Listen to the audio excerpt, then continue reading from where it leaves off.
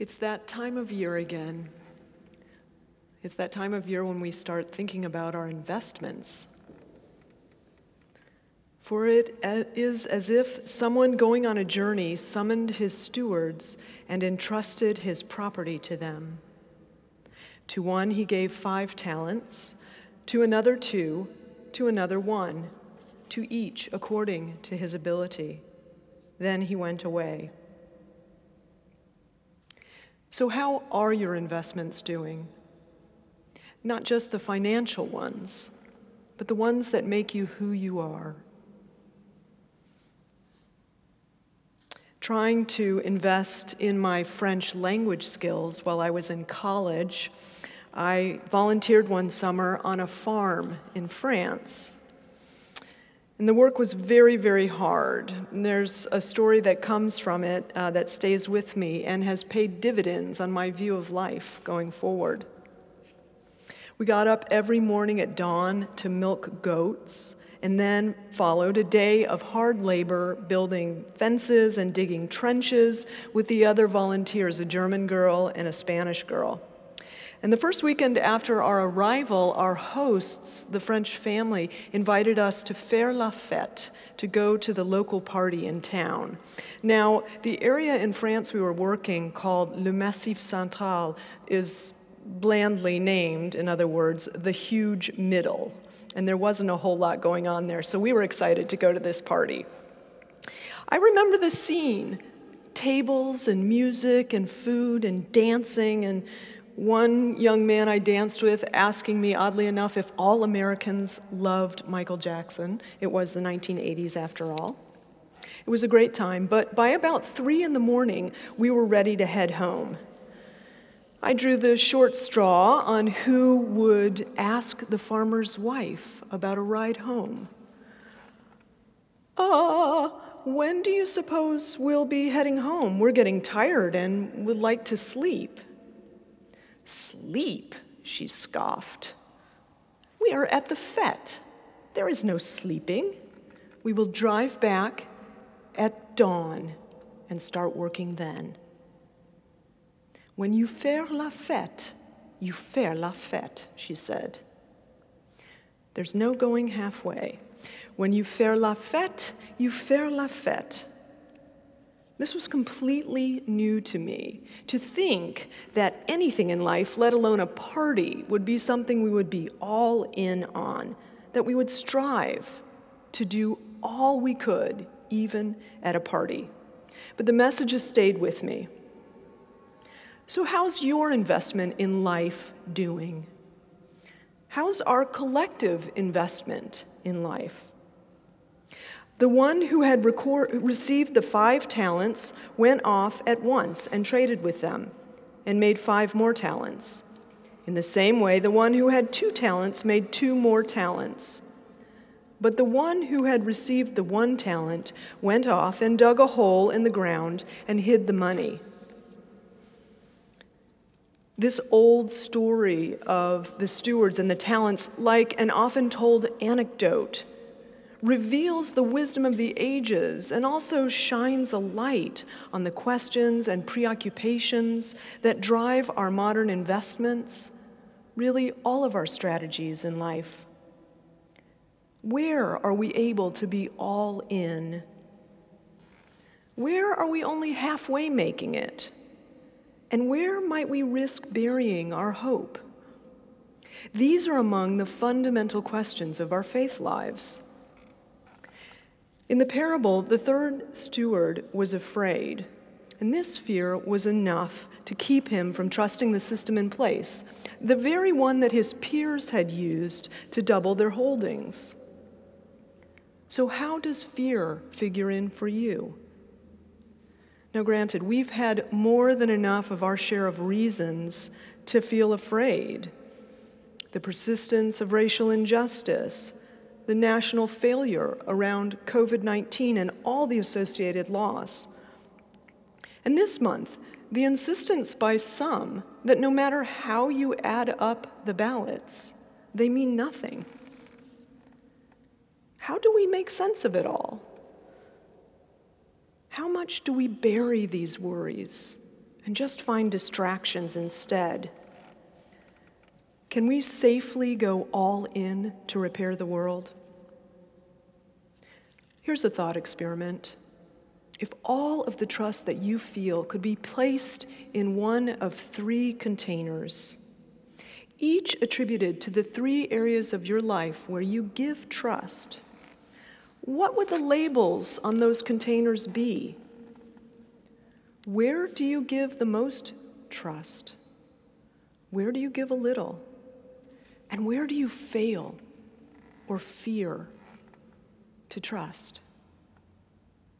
Given different ages and experiences, our answers may vary. But no matter what our age, trust is essential. Without trust, we cannot hope. Research shows us that children's experience of trustworthiness in others has measurable impacts on their psychosocial development and their interpersonal relationships. And by adulthood, trust is also important. It's placed in bigger and sometimes less transparent recipients: the government, healthcare, our workplace, the economy, and so on. Our faith in these entities has its own consequences for our well-being and our capacity to engage the world. Then the kingdom of heaven will be like this. Part of a series of parables, this story of the divergent choices of the 3 stewards of a nobleman's money comes on the heels of another attention-getting story, the story of 5 unprepared bridal attendants who got locked out of the wedding feast. Though each of these stories is freighted with troubling imagery and systemic class and gender oppression, both parables, ripe with ethical conundrums and end-time allusions, they are also ancient stories about God's eternal desire and promise for us. Take Jesus' parable of the bridesmaids. On the face of it, it's like a bad dream. They hurried to get ready for the wedding, then realized they didn't have the oil they needed, rushed out to get it, and then hurrying back only to find they had missed the opportunity. I don't know about you, but this is the narrative arc of nearly every anxiety dream I've ever had. Rush, rush, rush to the very important thing, the meeting, the presentation, the competition, only to find obstacle upon obstacle getting in your way. And the story of the stewards, this could almost be a Harvard Business Review case study. The steward in cubicle number 3, absent a clear directive from his manager, and copied on an email that flagged him as less able than his peers, panicked. He let his fear of possible outcomes keep him from realizing the potential he had with what he had been given. Afraid of losing all, the 3rd steward buried his option. Now, these parables come during Jesus' last days in Jerusalem, a time when anxiety had certainly been rising. Jesus and the religious leaders had been toe-to-toe in debate just before these scenes. And of course, we know things were going to get harder and worse for Jesus. There was a conflict between Jesus and the religious leaders of the time, and though there was growing threat from Rome, Matthew's gospel draws our perspective to a much higher order conflict. It reveals beyond the local disorder a great cosmic tension, the epic tension between God and humanity's stubborn obstacle, our default to try to live without God, and God's desire for us to fully receive the grace offered. Grace is yours, the stories offer, and this grace, offered in God's realm, is a party we don't want to miss. Jesus, in these parables, is saying, stay awake. Stay awake to the things and habits that get in your way. Invest in the things that make use of the gifts you are given. Your already delivered, but sometimes buried, invitation to life with God. Our task isn't to have it all figured out. that's not possible. So we can set that anxiety aside. The parable of the talents, like the 10 bridal attendants and the others in Matthew, reveal that grace is available at the outset. It is given without condition to us. Our task then is to engage fully, to live fully with hope rather than fear, because doing so will not only reveal what God offers, but liberate and strengthen us to multiply the grace that God offers in the world. On this In-Gathering Sunday, we give thanks for your investment of time, talent, and treasure in Grace Cathedral's ongoing work. As we work toward the healthy communion of our human family, we steward those gifts. As we work toward our financial and programmatic goals, we invite your support, your investment, and your sharing in our mission to reimagine church.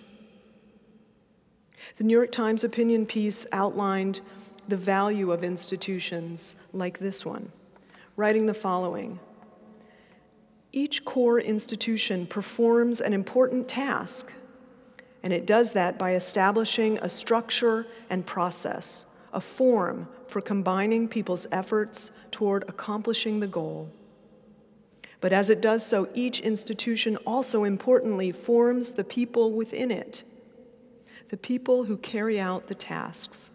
It shapes behavior and character, fostering an ethic built around ideas of integrity. And that is why, the article concludes, we trust the institution and the people who comprise it. This stewardship season, we know it is significant when we ask you to continue investing in your cathedral. Your presence, your gifts, your financial support of Grace Cathedral together strengthens all of us to be all in. And it helps us collectively and individually thrive. Together, hopeful, strong is our stewardship tagline this year. Together, hopeful, strong, we can faire la fete. 100% grace. Amen.